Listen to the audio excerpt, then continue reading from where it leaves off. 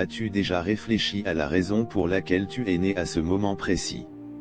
Chaque naissance est un décret d'Allah, inscrit bien avant que nous ne venions au monde. Rien n'est laissé au hasard. Allah nous place dans le temps et l'espace avec une sagesse parfaite. Nous avons créé toutes choses avec mesure, Sourate Al-Qamar, verset 49. Chaque mois de naissance porte en lui une signification, un message spirituel, un défi ou une bénédiction. Découvrons ensemble ce que ton mois de naissance pourrait signifier pour ton cheminement vers Allah. En janvier, la lumière qui guide. Tu es né dans le mois où tout recommence, où chaque année prend un nouveau souffle. Comme une aurore silencieuse, ton existence symbolise l'espoir d'un commencement, une flamme allumée au cœur de l'obscurité. Mais une lumière ne se contente pas d'éclairer passivement, elle est un phare dans la nuit, une direction pour ceux qui avancent sans repère. Regarde l'histoire des prophètes, ils ne sont jamais nés par hasard. Ibrahim, paix sur lui, a été choisi dans une société noyée dans l'idolâtrie. Il n'a pas accepté la cécité de son peuple, il a cherché la vérité, et lorsqu'il l'a trouvée, il a allumé un feu de guidance qui continue de briller à travers les âges. Moïse, Moussa, paix sur lui, a grandi dans la maison même de son oppresseur, Pharaon, mais Allah l'a façonné pour qu'il devienne un libérateur. Et Mohammed, paix et bénédiction sur lui, le dernier messager, est né dans un monde plongé dans l'ignorance et l'injustice. Pourtant, Allah l'a choisi pour être une miséricorde pour l'univers, un éclat de lumière dans la nuit la plus profonde. Si tu es né en janvier, peut-être ressens-tu ce même poids, ce même appel. Peut-être que les autres viennent naturellement vers toi, qu'ils cherchent ton avis, qu'ils s'approchent de ta sagesse sans même que tu ne comprennes pourquoi. Mais sache que la lumière, pour éclairer les autres, doit d'abord être nourrie de l'intérieur. Ainsi, ne laisse pas ta flamme vaciller. Renforce ta connexion avec Allah, plonge dans le Coran, imprègne-toi des récits des prophètes, cherche la connaissance. Car un guide qui ignore la direction finit par perdre ceux qui le suivent. Allah a toujours désigné des âmes capables de montrer la voie. Il a inscrit en elles une force unique, une responsabilité sacrée. Ainsi, le Coran nous rappelle, nous avons désigné parmi eux des guides qui, par notre ordre, guidèrent les autres, car ils étaient patients et avaient une foi ferme en nos signes, Sourate As-Sajida, verset 24. La patience et la foi sont les clés. Sois un phare dans la nuit, un chemin vers Allah pour ceux qui doutent. Car guider n'est pas imposé, mais éclairer. En février, le cœur empli de miséricorde. Il y a des âmes qui voient le monde avec des yeux différents. Là où certains ne perçoivent que la surface des choses, d'autres ressentent profondément chaque émotion, chaque blessure cachée derrière un sourire. Si tu es né en février, alors Allah t'a accordé un cœur qui comprend avant même d'entendre, un cœur qui ressent avant même de voir. Ta sensibilité est un don, mais aussi une épreuve. Elle te permet de lire entre les lignes, de deviner les larmes derrière des mots silencieux, d'être ce refuge où les âmes brisées viennent chercher la paix. Mais dans un monde où la dureté est souvent glorifiée, où l'indifférence est une carapace, être doux peut sembler un fardeau. On pourrait te dire que tu es trop sensible, que tu ressens trop. Mais sache ceci, Allah a fait de la douceur une force. Le prophète Mohammed, paix et bénédiction sur lui, était l'incarnation même de la miséricorde. Il caressait la tête des orphelins, consolait les cœurs déchirés et parlait avec une tendresse qui transformait les âmes les plus dures. Même face à ses pires ennemis, il répondait avec bienveillance, car il savait qu'une parole douce peut éteindre une colère, qu'un geste sincère peut apaiser une douleur profonde.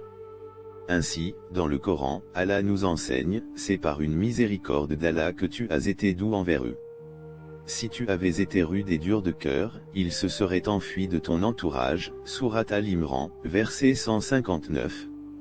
Ne laisse donc jamais la brutalité du monde éteindre cette lumière en toi. Ne crois pas que la douceur est une faiblesse, car elle est une arme invisible qui touche les cœurs bien plus profondément que la force brute. Lorsque tu tends la main à quelqu'un en détresse, lorsque tu offres un sourire sincère à une âme fatiguée, tu es un reflet de la miséricorde d'Allah sur terre. Ta mission est d'être un apaisement, une oasis de paix dans un désert de douleur. car, en vérité, ceux qui sèment la miséricorde récolteront la miséricorde d'Allah. En Mars, la quête de la connaissance. Il existe des âmes que la routine ne satisfait pas, des esprits qui ne se contentent pas d'accepter le monde tel qu'il est, mais qui cherchent à comprendre ce qui se cache derrière les apparences. Si tu es né en Mars, ton cœur appartient à cette catégorie d'explorateurs de vérité. Il y a en toi un feu qui ne s'éteint jamais, une soif qui ne peut être étanchée que par la connaissance. Ibrahim, paix sur lui, a regardé les étoiles et s'est interrogé, étaient-elles les divinités à adorer?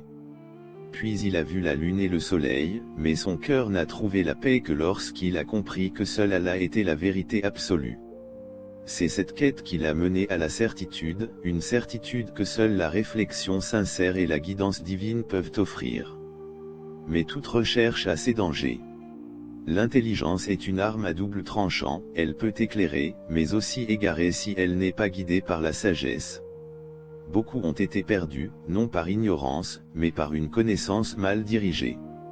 Les questions sont une porte vers la vérité, mais elles doivent mener à Allah, et non à l'illusion de la suffisance. Le premier mot révélé au prophète Mohammed, paix et bénédiction sur lui, fut un ordre divin, lis, au nom de ton Seigneur qui a créé, Sourate Al-Alaq, verset 1. Ce n'était pas seulement une invitation à lire, mais à comprendre, à méditer, à apprendre avec un but, se rapprocher d'Allah. La science véritable est celle qui purifie l'âme et illumine le chemin de l'adoration. Si Allah t'a donné un esprit curieux, c'est pour que tu sois un porteur de lumière, pas un prisonnier du doute. Apprends, mais cherche toujours ce qui est utile. Pose des questions, mais sois sincère dans ta quête. Car celui qui possède la sagesse éclaire non seulement son propre chemin, mais aussi celui des autres. Ne sois pas seulement un érudit, sois un guide.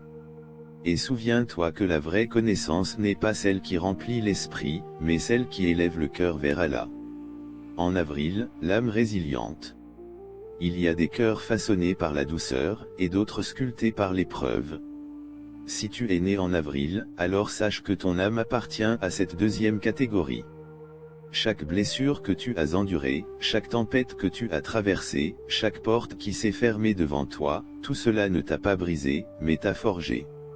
Allah t'a choisi pour porter une force intérieure qui ne se voit pas à l'œil nu, mais qui brille dans les moments d'adversité. Ayoub, paix sur lui, est l'un des plus grands symboles de patience. Sa vie a été une succession d'épreuves, la maladie, la perte de ses biens, l'abandon de ceux qui l'entouraient. Mais jamais son cœur n'a faibli, jamais il n'a questionné la sagesse d'Allah. Dans le silence de sa douleur, il a levé les mains vers son Seigneur et dit, « Le malheur m'a touché, et tu es le plus miséricordieux des miséricordieux » Sourate Al-Anbiya, verset 83.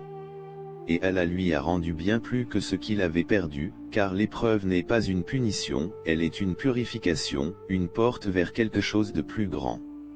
Peut-être ressens-tu parfois le poids de la solitude, de l'injustice, du doute. Peut-être as-tu connu des pertes qui t'ont laissé des cicatrices invisibles aux yeux des autres. Mais sache ceci, chaque douleur que tu endures est une élévation. Chaque larme versée dans la patience est une semence qui portera un fruit béni. Allah te rappelle, en vérité, avec la difficulté vient la facilité, Sourate Al-Inzira, verset 6. Cette promesse divine n'est pas une illusion, elle est la réalité de ceux qui tiennent bon. Chaque épreuve porte en elle une issue. Ce que tu traverses aujourd'hui ne sera pas vain. Ce qui te semble insurmontable deviendra demain un souvenir, un témoignage de ta résilience. Ne perds jamais espoir. Lorsque tout semble s'effondrer, rappelle-toi que les plus belles âmes sont celles qui ont résisté au vent viol des tempêtes. Et souviens-toi, Allah n'abandonne jamais ceux qui placent leur confiance en lui. En mai, le guerrier de la foi. Certains affrontent la vie avec prudence, préférant éviter les tempêtes. D'autres, comme toi, avancent avec détermination, prêts à affronter les obstacles qui se dressent sur leur chemin. Si tu es né en mai, Allah t'a façonné avec la force des combattants. Non pas de ceux qui brandissent les épées, mais de ceux dont la foi est une armure impénétrable. Daoud, paix sur lui, était un simple berger face à un ennemi redoutable. Goliath, imposant, invincible aux yeux des hommes, symbolisait l'épreuve insurmontable. Mais Daoud ne voyait pas la grandeur de son adversaire, il voyait la puissance d'Allah, qui dépasse toute force humaine. Une seule pierre lancée avec conviction, et le géant s'effondra. Ce n'était pas la pierre qui avait vaincu, mais la foi. Ainsi, dans le Coran, Allah nous rappelle, et combien de petites troupes ont triomphé de grandes armées par la permission d'Allah, Sourate Al-Baqarah, verset 249. Ton combat n'est peut-être pas contre un ennemi visible, mais contre des épreuves, des injustices, des doutes. Chaque obstacle qui se dresse devant toi est une épreuve pour tester ta confiance en ton Créateur. La véritable force n'est pas dans les muscles, ni dans la domination, mais dans la fermeté du cœur face à l'adversité. Le croyant fort n'est pas celui qui ne tombe jamais, mais celui qui, chaque fois qu'il chute, se relève avec encore plus de foi. N'aie pas peur des batailles que la vie te réserve. Si tu places ta confiance en Allah, rien ne pourra t'ébranler. Lorsque les épreuves semblent écrasantes, souviens-toi que le plus petit des serviteurs d'Allah, armé de sincérité et de certitude, peut renverser ce qui paraît invincible. Tu es un guerrier, mais ton arme est la patience, ton bouclier est la prière, ton énergie vient du rappel d'Allah, et ta victoire ne se mesure pas en gains matériels, mais en la force de ton âme à rester fidèle à ton Seigneur. Ne crains jamais d'être seul dans ton combat, car Allah est toujours avec ceux qui persévèrent dans sa voie. En juin, le bâtisseur. Si tu es né en juin, tu portes en toi la semence d'un avenir glorieux, une mission divine qui te pousse à ne pas simplement vivre dans l'instant, mais à construire pour les générations futures. Allah t'a confié une tâche sacrée, celle de bâtir. Cette construction ne se limite pas à des projets matériels, mais c'est également la transformation spirituelle, mentale et sociale de ton environnement. Tu es comme ces compagnons du prophète Mohammed, paix et bénédiction sur lui, qui ne se contentaient pas de suivre, mais qui ont posé les bases de l'islam, de la justice et de la solidarité. Des fondations solides sur lesquelles, des siècles plus tard, des millions de croyants continuent de s'appuyer. Dans cette mission divine, tu es appelé à voir au-delà des préoccupations immédiates. Ta vision doit s'étendre à l'avenir, tout comme l'arbre dont parle le Coran dans la sourate Ibrahim, verset 24. Cet arbre, dont les racines sont profondes et les branches s'élèvent vers le ciel, symbolise l'importance des bonnes actions et de la parole vertueuse. Un acte de foi ou de bienveillance que tu accomplis aujourd'hui est une graine plantée pour l'avenir. Et tout comme un arbre peut offrir de l'ombre et des fruits pour des générations, tes actions peuvent avoir un impact profond et durable sur ceux qui viendront après toi. La tâche de bâtir est aussi un défi spirituel. La fondation de tout projet doit être une foi inébranlable, tout comme la racine solide de cet arbre. C'est une foi qui transcende les difficultés et les épreuves, une foi qui s'enracine profondément dans l'amour d'Allah et le désir de lui plaire. Cela nécessite patience et persévérance, des qualités que tu as en toi. Chaque jour, chaque effort que tu fournis est une brique posée sur le chemin du succès, non seulement dans ce monde, mais aussi dans l'au-delà. Ne sous-estime jamais l'impact de tes actions. La manière dont tu vis, la façon dont tu choisis d'interagir avec ton environnement, de servir ta communauté ou même de t'occuper de ta famille, tout cela fait partie de cette construction. Tu es un bâtisseur, et chaque pierre que tu poses aujourd'hui peut durer bien après toi. Les valeurs que tu transmets, la sagesse que tu partages et la paix que tu inspires peuvent croître comme un arbre majestueux, touchant des vies à travers le temps et l'espace. Que cette mission que tu portes te guide et te fortifie. Puisses-tu, par tes actions, laisser un héritage lumineux et solide pour ceux qui viendront après toi. En décembre, l'âme contemplative. Né en décembre, tu portes en toi un désir profond de paix intérieure et de connexion spirituelle. Comme Mariam, paix sur elle, qui trouvait sa force dans l'adoration et la méditation, ton âme cherche à se rapprocher d'Allah dans la tranquillité et le silence. Ce besoin de solitude et de réflexion n'est pas un hasard. Allah t'a doté d'une lumière intérieure, une quête de vérité et de pureté qui peut t'élever spirituellement. Cependant, cette lumière n'est pas une flamme qui s'entretient seule, elle doit être nourrie par le rappel constant d'Allah, par le dhikr et la prière. C'est dans cette pratique régulière que se trouve la force pour maintenir ton cœur serein et ton esprit éclairé. Le monde qui t'entoure est rempli de distractions, et il est facile de se laisser engloutir par les préoccupations quotidiennes. Cependant, Allah te rappelle dans la sourate Ar-Ra'd, verset 28, que c'est par le rappel d'Allah que les cœurs trouvent la quiétude. Cette paix, cette tranquillité profonde, ne peut être trouvée que lorsque tu choisis consciemment de t'ancrer dans le souvenir d'Allah. Le dhikr, qui est un acte de purification du cœur, devient une source inépuisable de sérénité. Chaque parole prononcée dans la prière, chaque moment passé à invoquer le nom d'Allah, est un acte d'amour et de dévotion qui illumine ton cœur et le protège des ténèbres du doute et de l'anxiété. Tu es une personne qui trouve sa force dans la connexion spirituelle. C'est en revenant sans cesse à Allah, dans l'humilité de la prière et la profondeur de la réflexion, que tu cultives cette lumière intérieure. À travers chaque moment de dhikr, tu te rapproches de cette paix divine que beaucoup recherchent sans jamais la trouver. La prière devient ton refuge, ton espace sacré où tu déposes tes pensées et tes peines. C'est là, dans cette intimité avec Allah, que ton âme se repose et trouve la direction dont elle a besoin. Ne permets pas à ce monde, avec ses sollicitations et son agitation, de te détourner de ce qui est essentiel.